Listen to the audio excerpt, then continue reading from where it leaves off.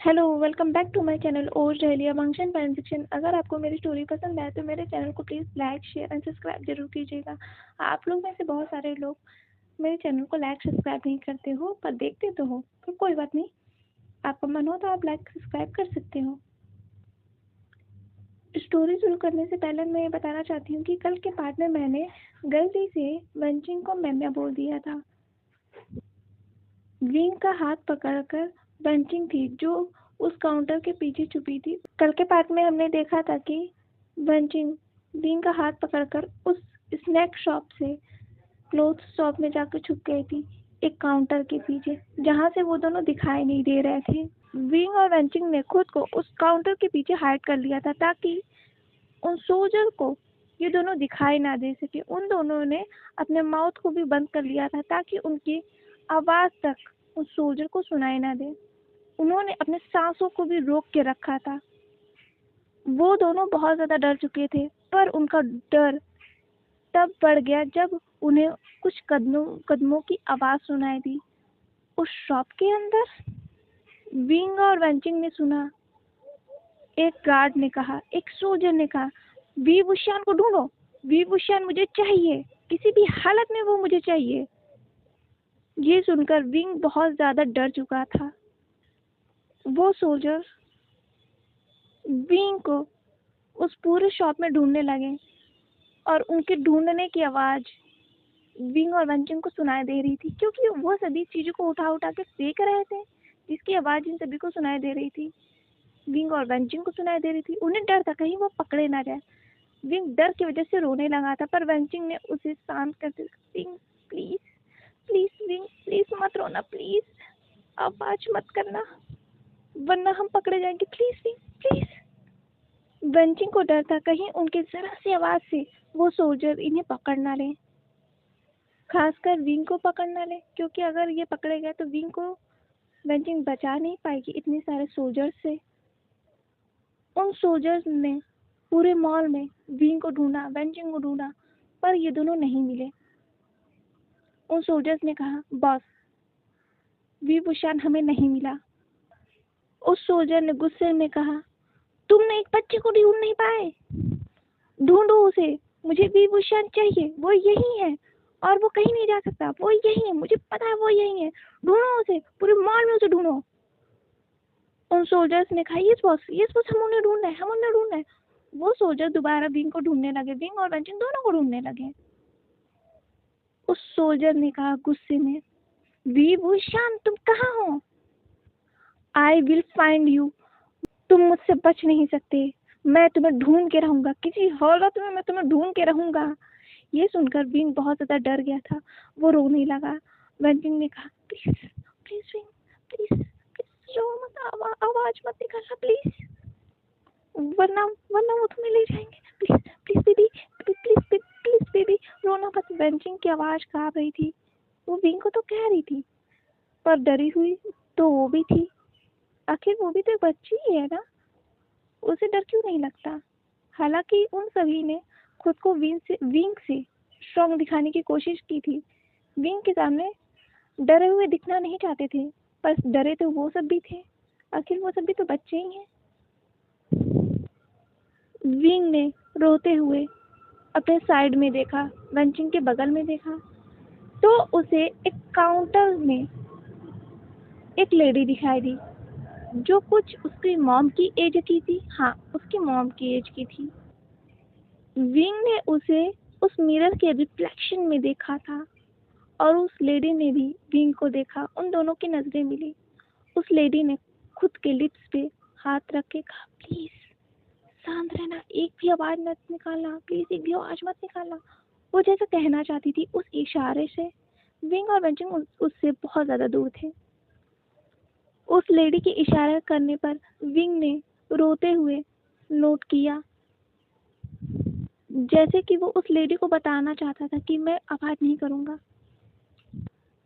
Wing सोच रहा था, इन सभी ने उस लेडी को अभी तक देखा नहीं, शायद वो लेडी डर की वजह से छुप गई हो, इन सब से हाइड कर लिया खुद से, जैसे विंग और वेंचिंग ने खुद को हाइड किया था। शायद वो लेडी विंग और वेंचिंग न्यूज एंड वेंचिंग से डर गए थे।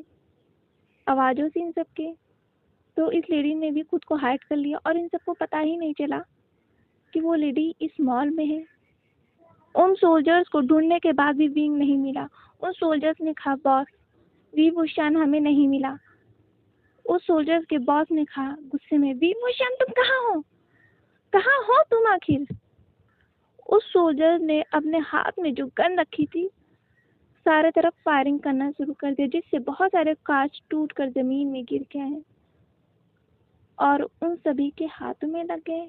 विंग के हाथों में कुछ कांच के टुकड़े चुभ चुके थे, क्योंकि उसके सामने वाला जो मिरर था वो टुकड़ों में बिखर गया था। उसके हाथ पे उसके कांच लग गए थे। परवीन ने अपने मुंह से एक आवाज तक नहीं निकाली, क्योंकि वो इतना डर चुका था। उसके मुंह से कोई आवाज ही नहीं निकल रही थी, बस दांत की कटकटाने की आवाज उसकी आ रही थी। उन सोल्जर्स के हेड ने सामने की तरफ देखा और वो सामने की तरफ बढ़ा। शायद उसे कुछ दिखाई दिया, विंग और वेंचिंग को दिखाई दिया। वो सोल्जर उनके पास आ रहा है। विंग और वेंचिंग बहुत ज़्यादा डर चुके थे। उन दोनों ने खुद को समेट लिया था, बहुत तेज से, बहुत स्ट्रांगली खुद को समेट रखा था, ताकि उनकी परछाई भी उस सोल्जर को दिखाई ना दे। और वो सोल्जर बढ़ रहा था। उसने देखा उसी लेडी को जो काउंटर के पीछे छुपी थी। उस सोल्जर ने एक स्मिक किया और अपने हाथ में जो गन दे रखा था उस काउंटर पे मार दिया, जिसकी वजह से उस काउंटर को चीरते हुए वो बुलेट उस लेडी को लग गई और उस लेडी की चीख निकल गई। उस लेडी की चीखने की आवाज को देखकर विंग भी चीख पड़ता अगर वेंचिंग ने उसके माउथ पर हाथ नहीं रखा होता। वेंचिंग ने अपना सर ना में हिलाते हुए कहा, please please please please wing रोना नहीं, प्लीज विंग रोना नहीं, प्लीज प्लीज विंग रोना नहीं, प्लीज। वेंचिंग खुद भी रो रही थी, पर वो विंग को रोने के लिए मना कर रही थी, क्योंकि विंग बहुत फूट फूट के रोने लगा था और उसकी आवाज पर बाहर नहीं आ रही थी, क्योंकि वेंचिंग ने उसके आवाज को बाहर आने नहीं दिया था। उसने उसके माउथ पर अपने हाथ को रखा था बहुत ही ज्यादा टाइटली। उस सोल्जर के गन से बुलेट फायर करने के बाद उस लेडी का ब्लड पूरे जगह फैल चुका था। विंग ने इसे देखा। वेंचिंग ने विंग को देखने नहीं दिया। उसने विंग के आंखों पर अपने हाथ को रख दिया और उसे देखने नहीं दिया। वो सोल्जर आया और उसने काउंटर के पीछे देखा। वहां वो लेडी गिरी हुई थी, उसकी आंखें खुली हुई थी और विंग उन आंखों को देख रहा था, पर वो सोल्जर विंग और वेंचिंग को नहीं देख पाया। उस सोल्जर ने उस काउंटर में देखा, इधर उधर देखा, पर विंग और वेंचिंग नहीं दिखे थे। शायद वो इसीलिए नहीं दिखे थे क्योंकि उस काउंटर के पास एक चेयर रखी थी, जिस चेयर की वजह से वो सब हाइड थे। हालांकि उस सोल्जर ने उस चेयर को भी हटाया था, उसे धक्का दिया था, जिसकी वजह से वो चेयर डायरेक्ट वेंचिंग के पैर पे लगी थी। पर वेंचिंग ने न विंग के माउथ से अपने हाथ को हटाया और न ही उसकी आंखों से, न ही उसके मुंह से एक चीख निकली। वो जानती थी कि अगर उसने एक भी आवाज निकाली तो वो दोनों ही पकड़े जाएंगे और ये वेंचिंग अफोर्ड नहीं कर सकती थी किसी भी हालत में। उस सोल्जर ने उस लेडी के ऊपर अपने पैर को रख के कहा, तुम तो मर गई। सॉरी, मेरा गुस्सा तुम्हारे ऊपर निकल गया। वो सोल्जर्स अपने हेड के पास आए। उन सोल्जर्स ने कहा, सर विभूषण हमें नहीं मिला। उस सोल्जर ने कहा, विभूषण पता नहीं कहाँ छुपा हुआ पड़ा है, उसे ढूंढो। उन सोल्जर्स ने कहा, बॉस विभूषण इस जगह नहीं है, हमने पूरे मॉल में ढूंढा है। उस सोल्जर ने गुस्से में अपने हाथ में जो बुलेट ले रखा था और अपने पैर को उस लेडी के ऊपर ले रखा था, उसी तरह उसने उस जगह बुलेट को फायर कर दिया जहां वेंचिंग छुपी थी। अगर विंग ने उस मिरर के रिफ्लेक्शन में से उस सोल्जर को ऐसा करता हुआ नहीं देखता और वेंचिंग को नहीं हटाता तो शायद वेंचिंग आज इन सभी के बीच में नहीं रहती। शायद वेंचिंग मर जाती अगर विंग ने उसे हटाया नहीं होता। वेंचिंग को विंग ने खींच दिया था और वेंचिंग विंग के ऊपर गिर गई थी। वेंचिंग कुछ बोलती उससे पहले विंग ने कहा, शांत रहो, वो सोल्जर यहीं आ रहा है, वो सोल्जर यहीं आ रहा है। वेंचिंग जो चीखने वाली थी उसने अपने माउथ पर हाथ रख दिया था। उस सोल्जर ने कहा, ढूंढो विभूषण को, ढूंढो। उस सोल्जर्स ने कहा, बॉस विभूषण इस मॉल में नहीं है, हमें गलत इंफॉर्मेशन मिली है, हमें लगता है। उस सोल्जर्स के हेड ने कहा, कार्लोस कभी गलत इंफॉर्मेशन नहीं दे सकता। उन सोल्जर्स ने कहा, बॉस हमने अच्छे तरीके से पूरे मॉल को ढूंढा है, विंग हमें नहीं मिला, विभूषण हमें नहीं मिला। उस सोल्जर्स ने कहा, आज तो मैं कार्लोस को छोड़ूंगा नहीं, उसने मुझे गलत जगह भेजा, उसकी वजह से वो विभूषण भाग गया। उस सोल्जर के हेड ने अपने पैर को उस लेडी से हटाया और उस लेडी को एक पंच किया और वो वहां से गुस्से में चला गया। उनके कदमों की जाने की आवाज इन सभी को विंग और वेंचिंग को सुनाई दे रही थी। एक राहत की सांस वेंचिंग ने लिया और विंग ने लिया, पर वो दोनों अभी भी कांप रहे थे। कम से कम 1 घंटे तक विंग और वेंचिंग वहां से हिले नहीं थे जब तक न्यूसेन ने उन्हें ढूंढना शुरू नहीं किया।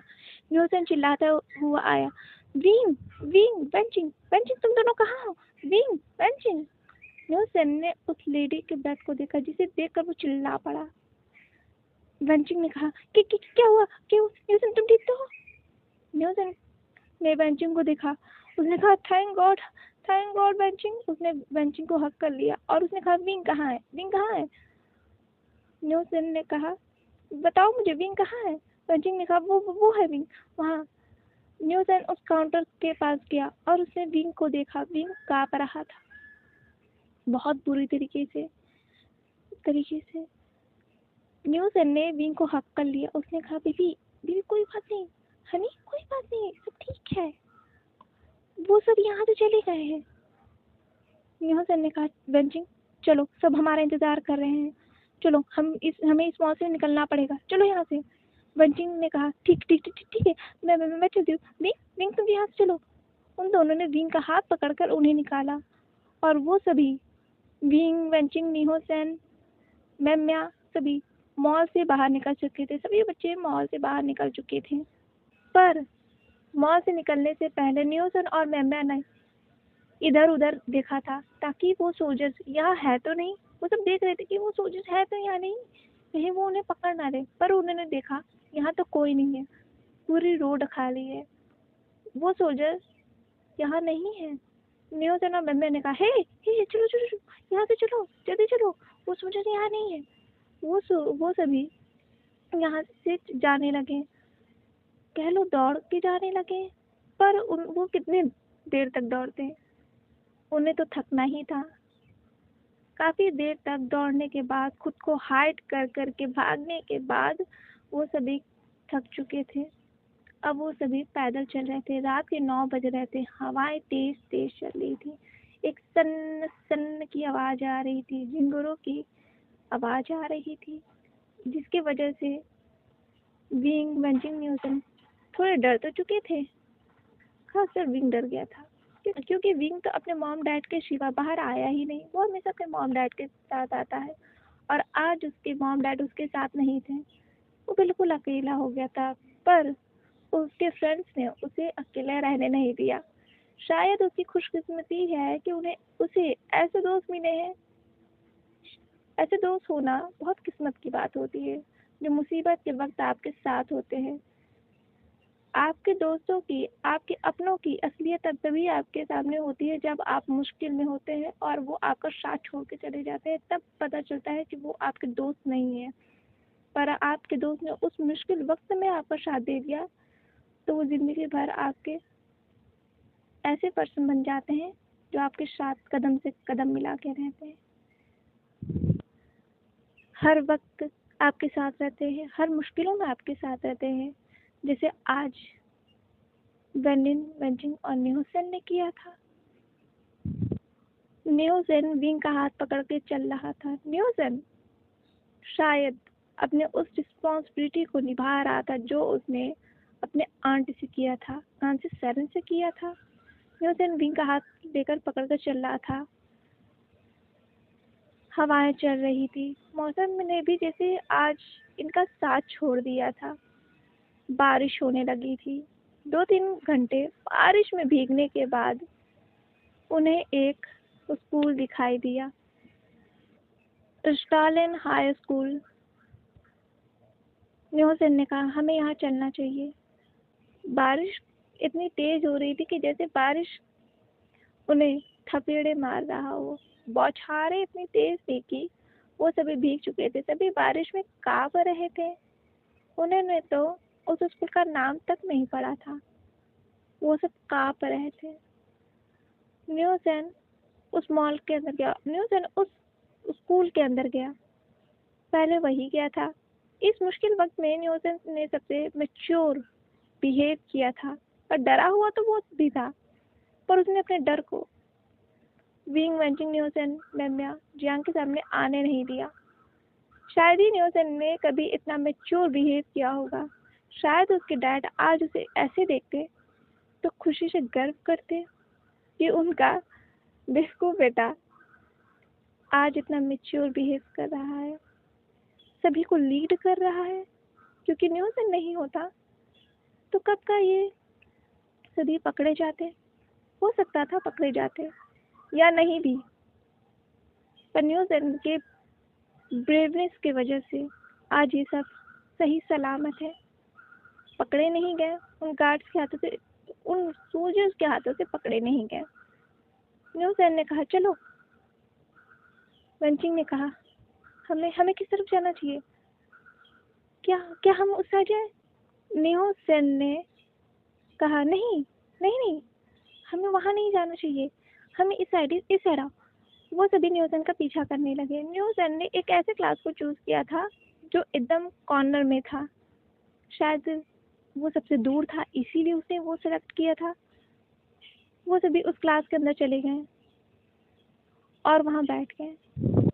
न्यूसेन अंदर आया और उसने क्लास के डोर को बंद कर दिया, लॉक कर दिया, ताकि वो कोई गार्ड्स आए भी, कोई सोल्जर आए भी तो उन्हें पकड़ ना पाए।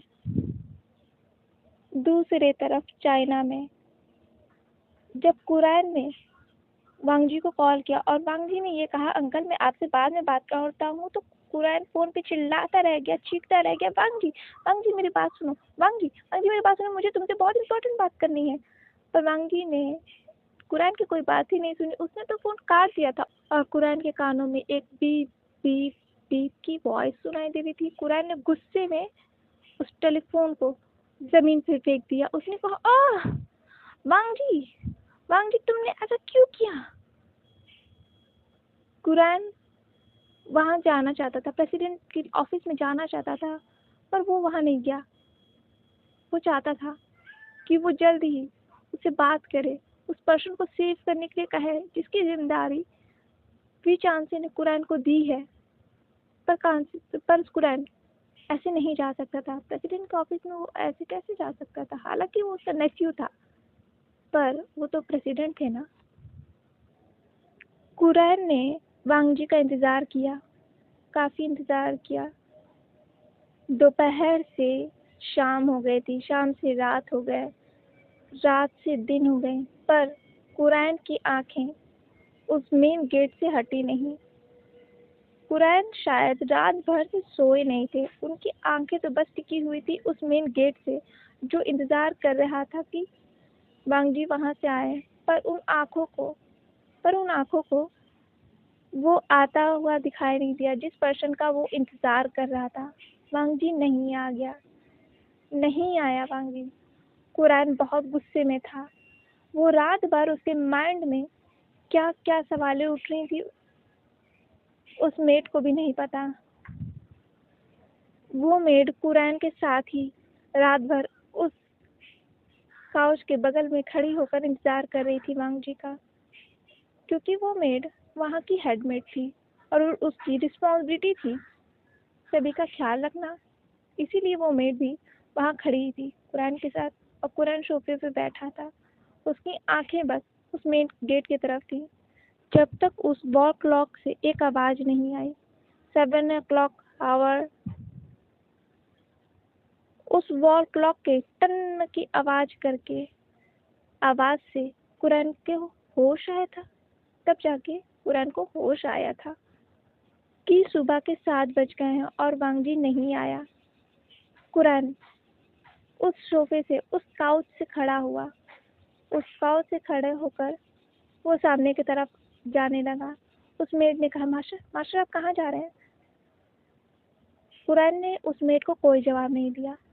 कुरैन मेंशन से बाहर निकल गया और वो कार की तरफ जाने लगा।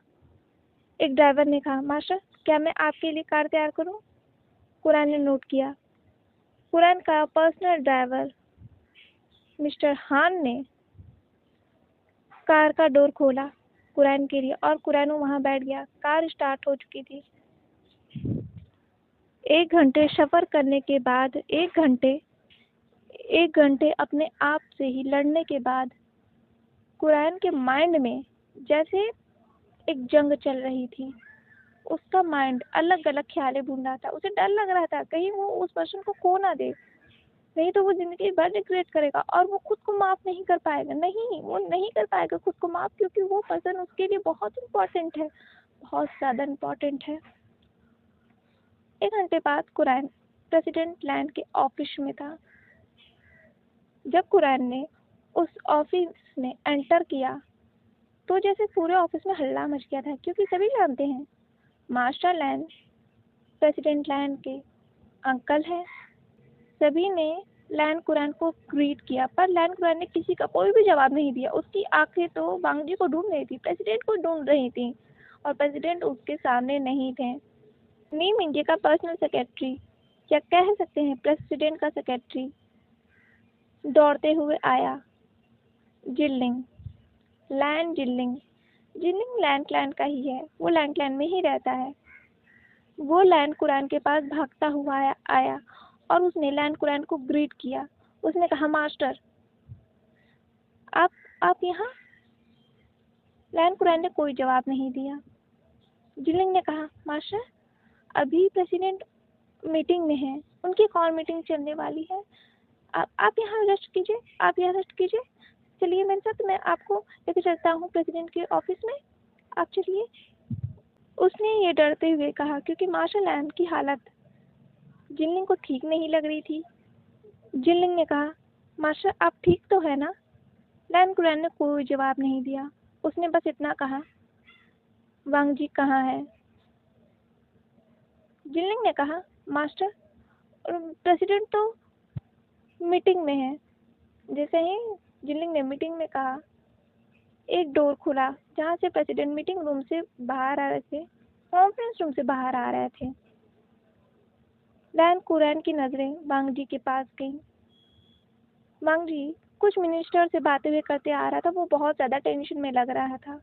प्रेसिडेंट लैंड ने सामने की तरफ देखा। उन्हें उनके अंकल दिखाई दिए। प्रेसिडेंट ने उन मिनिस्टर से कहा, आप कॉन्फ्रेंस रूम में जाइए, मैं अभी आता हूँ, एक्सक्यूज अस। उन मिनिस्टर ने वांगजी को ग्रीट किया, प्रेसिडेंट ग्रीट किया, और वो वहां से जाने लगे। प्रेसिडेंट लैंड अंकल के पास आए। प्रेसिडेंट लैंड ने कहा, अंकल आप यहाँ? मैं अभी आ रहा था घर, एक मीटिंग है, मैं वो करके आ रहा हूँ। आप प्लीज मेरे ऑफिस में बैठिए और रेस्ट कीजिए, मैं अभी आ रहा हूँ, मैं आपसे अभी बात करता हूँ। प्रेसिडेंट लैंड ये कहकर वहां से जाने लगे। वो कुछ कदम आगे बढ़े ही थे कि उन्हें लैंड कुरैन की एक चिल्लाने की आवाज सुनाई दी। प्रेसिडेंट लैंड कुरैन की चिल्लाने की आवाज पूरे ऑफिस में गूंज गई। प्रेसिडेंट लैंड ने शॉकिंगली लैंड कुरैन को देखा। आज से पहले उनके अंकल ने उन्हें प्रेसिडेंट लैंड करके कभी एड्रेस नहीं किया था, जो वो आज कर रहे हैं। ये प्रेसिडेंट लैंड के लिए एक शॉकिंग बात थी। वो शॉक्ड हो गए थे। और वो शॉकिंगली अपने अंकल को देख रहे थे। लैन कुरैन ने कहा, प्रेसिडेंट लैन, अगर उसे कुछ हो गया तो भूल जाना कि तुम्हारा कोई अंकल है। मैं जिंदगी भर तुम्हें माफ नहीं कर पाऊंगा। ये कहकर लैन कुरैन वहां से बाहर चले गए थे, उन सभी को शॉकिंगली छोड़कर। प्रेसिडेंट एकदम शॉकिंगली अपने अंकल को जाते हुए देख रहे थे। उनके मुंह से एक शब्द नहीं निकला। उनके मुंह से बस एक अल्फाज निकला, उसे। प्राइम मिनिस्टर सू, जो कॉन्फ्रेंस ऑफिस से बाहर निकल रहे थे, उन्होंने ये देखा। लैन कुरैन को आज तक उन्होंने कभी भी इतने गुस्से में नहीं देखा है और वांगजी से ऐसे शब्द कहते हुए कभी नहीं सुना है। वो बिल्कुल शॉकिंगली खड़े थे। उनके पीछे जो सेक्रेटरी थी, ये बात सुनकर उसके हाथों से फाइल गिर गई थी, क्योंकि लैन कुरैन कोई भी बात ऐसे ही नहीं कहते हैं। वो सभी एकदम शॉकिंगली लैन कुरैन को जाते हुए देख रहे थे। प्रेसिडेंट लैन के माइंड में बस एक बात घूम रही थी, अगर उसे कुछ हो गया तो भूल जाना कि मैं तुम्हारा अंकल हूँ। मैं तुम्हें जिंदगी भर कभी माफ नहीं कर पाऊंगा। ओके गाइस, आज के लिए बस इतना ही। मिलते हैं नेक्स्ट पार्ट में। Bye bye.